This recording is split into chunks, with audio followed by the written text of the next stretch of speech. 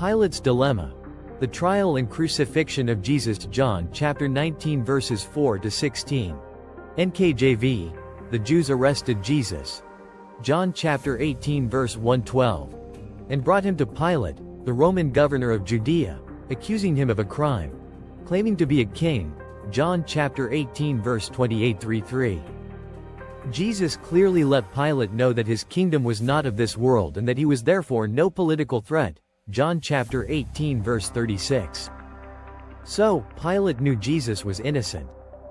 He tried to release Jesus through a custom at the Passover. John chapter 18 verse 39.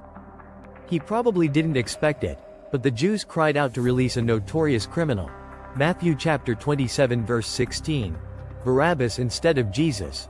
John chapter 18 verse 40. Barabbas received an undeserved release, while Jesus suffered an unjust punishment. Jesus was whipped, pierced, mocked, and struck. John chapter 19 verse 1-3. Today let us study v4:16. 1. Jesus presented before the crowd. 4-5, see v4:5.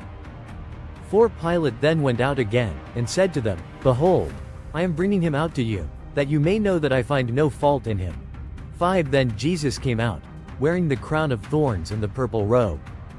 And Pilate said to them, Behold the man. After scourging Jesus. John chapter 19 verse 1-3. Pilate told the Jews that he found no fault in him. 4. Then, Pilate brought Jesus before the public. 5. The scourging took place before the crucifixion.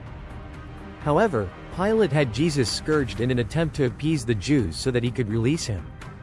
They might have tried to scorn Jesus for having no power as a king by dressing him in a crown and robe. 5. Jesus was not guilty or a threat. 2. The rejection and Pilate's questioning. 6-11. What was the Jews' response? See v6. 6. Therefore, when the chief priests and officers saw him, they cried out, saying, Crucify him, crucify him. Pilate said to them, You take him and crucify him, for I find no fault in him. The chief priests and officers cried out for Jesus to be crucified. Pilate asked them to crucify him and declared that he found no fault in him. 6. Earlier, Pilate had asked them to take Jesus and judge him according to their law, but the Jews, under Roman rule, had no legal right to put anyone to death. John chapter 18 verse 31. What was the Jews' response? See v7. 7. The Jews answered him, We have a law, and according to our law he ought to die, because he made himself the Son of God.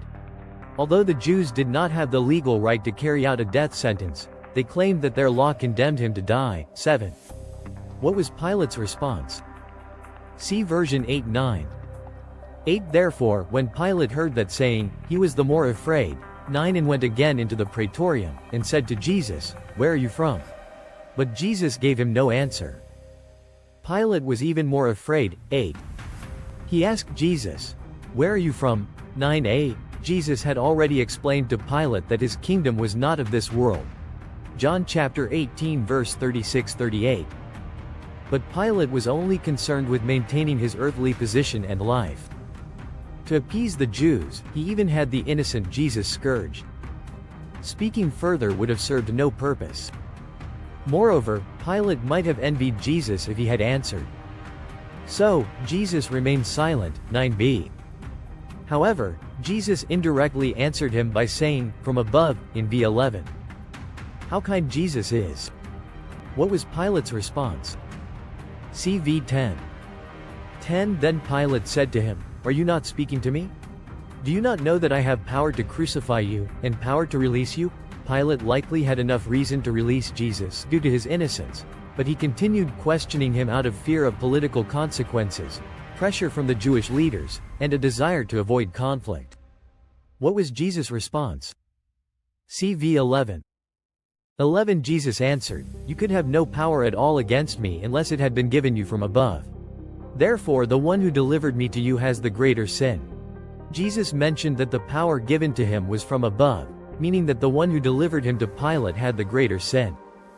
From above also indirectly answers Pilate's question, Where are you from? 9. Jesus helped Pilate understand that condemning him would be a great sin, and it was an even greater sin for the others to have handed Jesus over to him. Jesus taught Pilate that it would be a great sin unless he released him. What was Pilate's response? 3. The political pressure and final decision, 12-16, CV 12:13.